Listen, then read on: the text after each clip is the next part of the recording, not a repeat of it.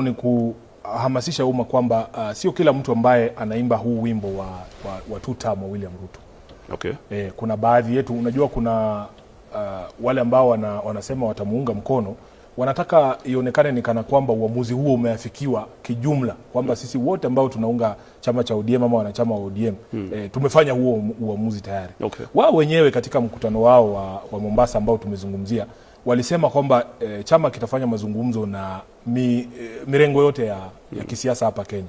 Lakini walipotoka pale, wanakuja wanaanza kusema hawatazungumza na watu fulani, chama fulani hapana. Haikuwepo katika zile resolutions. Na mimi ninavyoelewa, mkisema kwamba mtazungumza na kila mtu, inamaanisha mtazungumza na kila mtu. Kisha mje mtupatie ripoti kama chama, wanachama mseme tulizungumza na Gatonye, yeye anasema tutakuwa namna hii, mfumo fulani wa serikali kama huu, tutafanya haya na haya na haya tukiwa pamoja katika serikali. Alafu tukaenda tukamuona mwingine akatuambia yeye tutafanya hii na hii na hii na hii, kwa maoni yake tutaenda na hii. Alafu sisi kama wanachama tuamue ni njia gani bora zaidi. Okay. Lakini waliondoka kwenye huo mkutano wakaanza kuimba two-term tena. Okay. Unanielewa? Hapo hiyo confusion ndio inakuja, kwa sababu na sisi ambao tunaamini kwamba mazungumzo kati ya chama cha ODM na vyama vingine lazima yaongozwe na maadili ya chama na maadili ya kikatiba, tukaona kwamba sisi lazima tuwaelezee wa Kenya kwamba maoni yetu ni tofauti, kwamba Gatonye haiwezi kuwa ukiketi unazungumza na chama kingine, mnazungumza tu juu ya nyadhifa. Ati wewe utakuwa waziri, huyu atakuwa PS, utanipea wizara gani, nani atasimamia fedha, nani atasimamia afya. Hayo sio mazungumzo ambayo sisi tunaonelea kwamba lazima yawe mbele. Yale mazungumzo ambayo tunataka, ndio kwa maana tunajiita Linda Mwananchi. Tunataka kuona mwananchi analindwa vipi katika mazungumzo haya, na serikali ambayo mnapanga kuiweka pale itamsaidia vipi mwananchi wa kawaida. Itamsaidia vipi kuhakikisha kwamba tunarudisha fedha katika mifuko ya wananchi.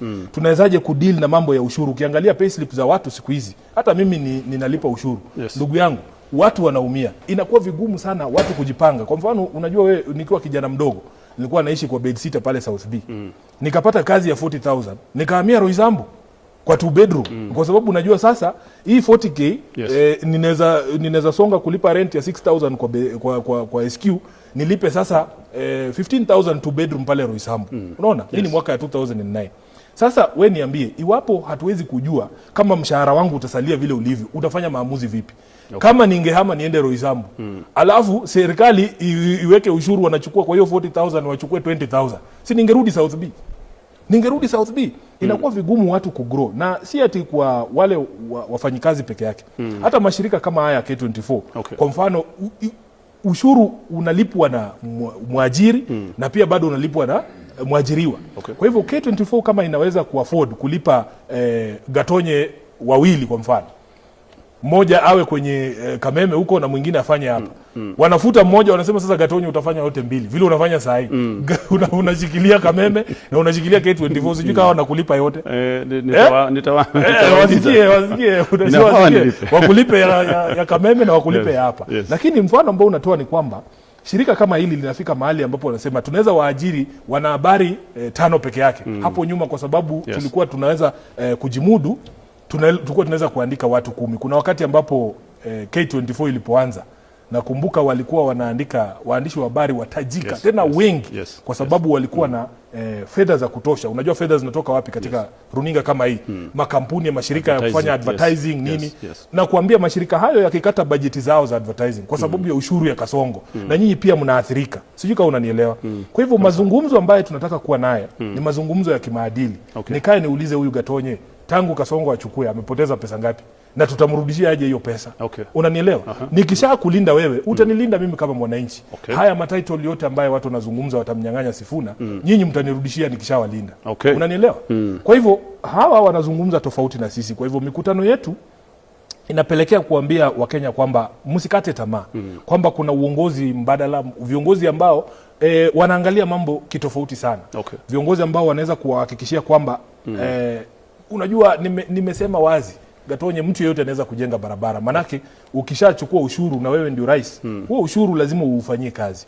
Kila mtu anaweza kujenga barabara. Okay. Mwana demokrasia atakujengea soko. Yes. Mwana demokrasia atakujengea stadium. Na pia madikteta wanajenga hivi vitu.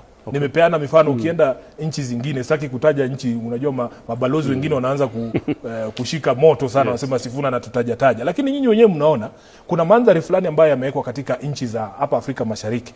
Nchi zingine ambazo zina mabarabara juu ya mabarabara zinajengwa kama gorofa. Lakini ukisema ngwe ndani. Sure. Uwezi kukaa chini katika kipindi cha mahojiano kama haya eti utoe maoni yako. Na unajua tulikuwa katika sera kama hiyo wakati wa utawala wa KANU. Mheshimiwa Daniel Moi ndio mwenye kutujengea Kasarani mwaka 1987. Yeye ndio mwenye kujenga Nyayo Stadium hii. Lakini ukiniuliza mimi kama nataka kurudi katika maisha ambayo tulikuwa tunaishi 1989, nani atakubali? Wakati ule kina Raila wako jela. Kwa sababu ya nini? Kupigania haki za kidemokrasia. So tunapozungumza na Wakenya wa kawaida, wanatuambia Sifuna, sisi tunataka kuwa huru. Tunataka kuwa huru katika nchi yetu, kwamba tunaweza kukutana pasi na kutupiwa vitoa machozi, eti mikutano inatibuliwa na vitoa machozi na polisi. Wanasema tunataka kuzungumza hapa kwenye social media. Si haitajiki kwamba nikisema Sifuna atupendi size ya mapua yake. Unajua sisi watu wa jamii ya Mlembe, mapua ni size. Sasa ati mtu akiandika kwa Twitter aseme Sifuna huyu mapua yake simpendi, anakamatwa.